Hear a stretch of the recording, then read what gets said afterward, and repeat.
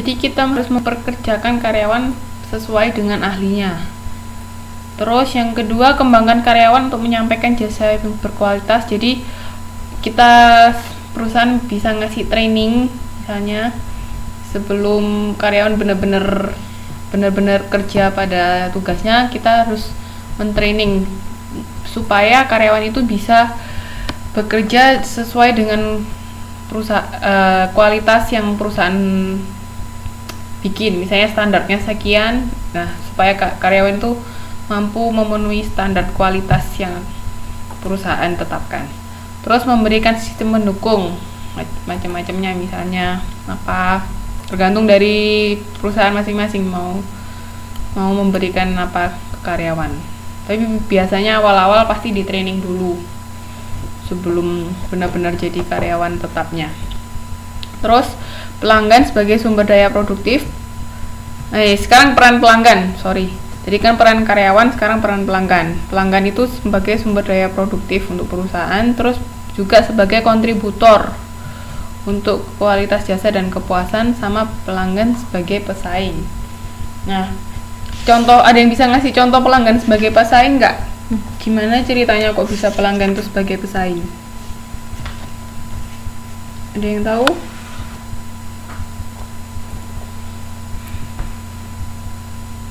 Halo? Ada yang bisa memberi contoh pelanggan sebagai pesaing itu seperti apa?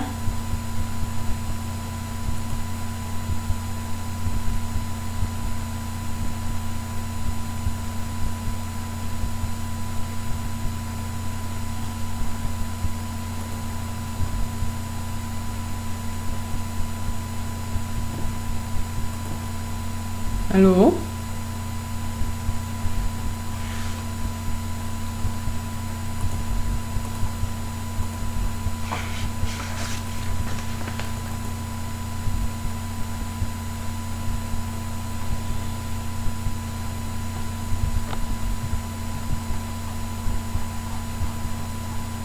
Koki? Kenapa kok koki, Mas Prianto?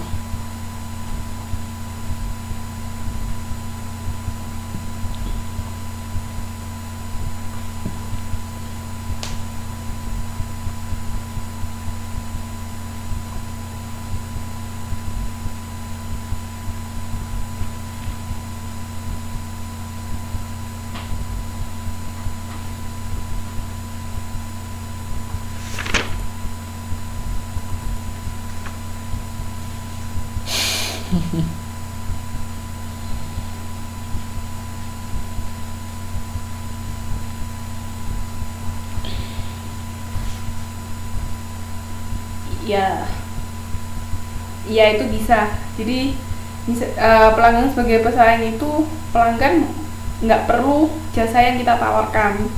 Ya benar, misalnya untuk restoran, orang itu bisa masak, jadi nggak perlu kan dia datang ke restoran, itu bisa disebut pesaing. Misalnya salon, bisa motong rambut sendiri, itu juga sebagai pesaingnya salon. Jadi pelanggan itu selain sebagai konsumen juga sebagai pesaing kita, dia harus hati-hati. Jadi gimana caranya, misalnya menyajikan yang orang-orang benar-benar nggak bisa. Betul, itu contohnya pelanggan sebagai pesaing. Betul. Kemarin nggak ada ya yang bikin perusahaan bengkel ya? Kayaknya nggak ada. Oke. Terus sekarang peran perantara. Perantara itu distributor ya. Jadi pihak ketiga sebelum jasa kita sampai ke konsumen. Nah, macam-macamnya bisa disebut waralaba. Tahu waralaba nggak? Waralaba ada yang tahu? Atau biasanya disebut franchise? Ada yang tahu kayak gimana itu franchise? Waalaikumsalam. It's okay. Just join. Apa ada yang tahu nggak waralaba itu apa?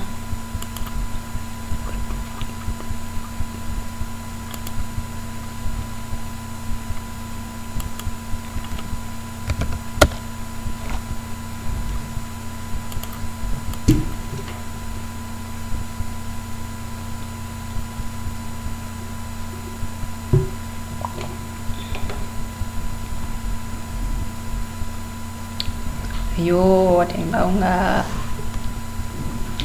Ini sekarang sampai peran perantara, Mbak. Kegiatan belajar 2 modul 5 akhir-akhir. Jadi waralaba itu gini, kayak bener kayak Starbucks atau McDonald, KFC misalnya apa kemarin selain lele crispy apa ya? Misalnya restorannya Mbak Juju apa kemarin? Juju apa ya? Misalnya restorannya Mbak Juju sudah rame ya, misalnya banyak pelanggan, udah terkenal kemana-mana. Nah, Mbak Juju itu bisa menjual namanya Mbak Juju, nama perusahaan Mbak Juju itu ke orang lain. Jadi nanti orang lain itu beli namanya, misalnya brandnya Mbak Juju kan Juju. Oke, Juju, maka Juju. Saya Mbak Juju itu tinggal beli nama sama kayak lisensi itu. Jadi nanti orang lain itu bakalan jual persis sama dengan punya Mbak Juju. Misalnya pakai nama tetap Juju siapa, tapi yang punya bukan Mbak Juju, orang lain. Cuman orang lain itu beli lisensi dari Mbak Juju, tapi semua misalnya kayak resep-resepnya orang itu bakalan punya. Itu namanya waralaba, jadi memberi lisensi. Kayak misalnya McD 1 sama McD lain kan pasti pemiliknya beda. Kayak mereka cuman beli namanya McD sama beli kayak apa ya istilahnya, selain nama sama brandnya sama semuanya, misalnya kayak resep-resepnya itu mereka bisa dapat, mereka bisa jual, buka McD baru. Nah, tapi antara McD 1 dengan McD yang lain itu pemiliknya beda. Mereka cuma beli lisensi aja dari McD pusatnya. Contohnya kayak Alfamart itu juga. Itu beli namanya aja Alfamart, tapi pemiliknya beda-beda. Ya, bukan cabang sebenarnya. Bukan ngejiplak. Jadi kita cuma beli lisensi aja. Kita beli namanya aja, nanti kita bisa bikin yang sama. Paten ya, betul, beli hak patennya.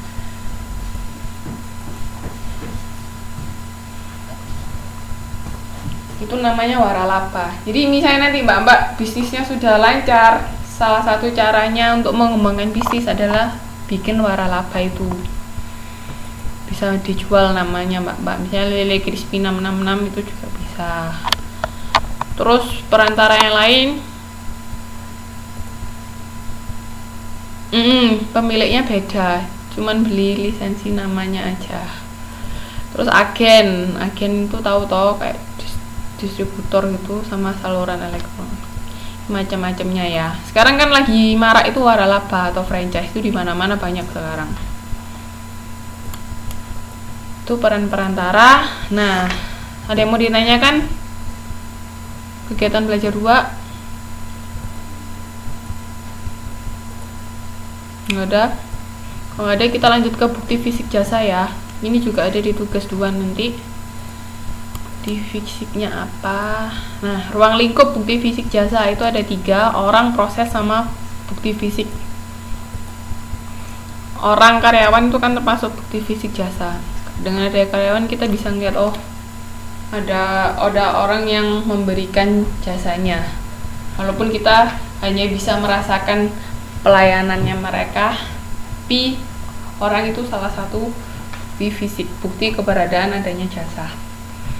Proses juga ada bukti fisik yang lain, misalnya yang kayak kemarin alurnya itu bisa ditempel di mana, itu termasuk salah satu bukti fisik jasa.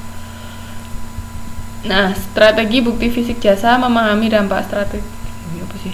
Memperjelas peran servicescape, menilai dan mengidentifikasi bukti fisik, memperbaiki fungsionalitas silang pekerjaan. Nah, ini nanti tugasnya mbak-mbak sama mas-mas itu menganalisis apa bukti fisik jasa dari perusahaan jasanya mbak-mbak sama mas-mas.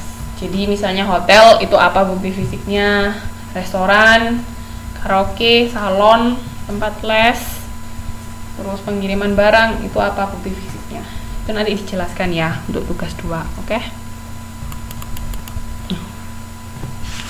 Sudah, ini modul 5 sudah sampai sini.